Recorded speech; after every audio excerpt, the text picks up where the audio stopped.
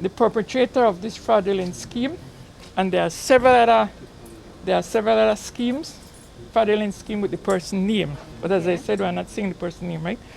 So what the person did was that government had a piece of land in Port Loyola, run by the Farmer Area Representative Office, right wrong there.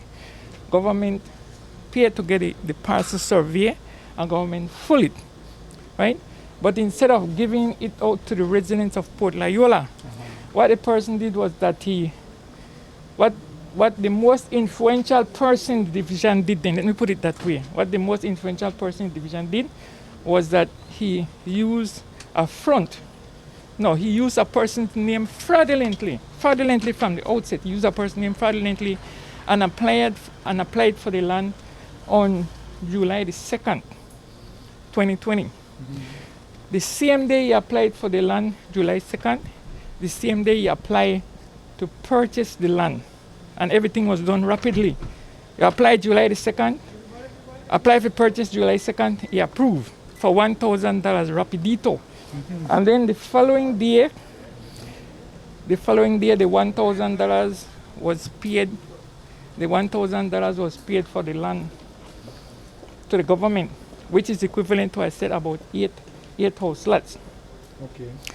And then after that, now, like 4 days later, on the 6th of July, they applied for the title for the land, certificate of title.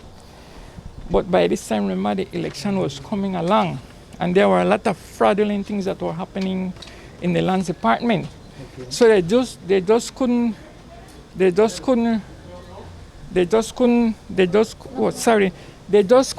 reach along for the minister to sign all the documents. There was just too many things.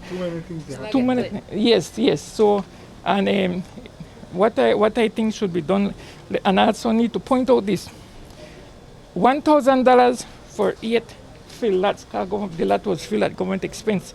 That amounts to $125 for a lot, for a mere $125 for a lot. That's an amount that any person on a minimum wage could scrape up and buy a lot from government for $125 that is already filled. And that is what the most influential person in Port Loyola was trying to pull off.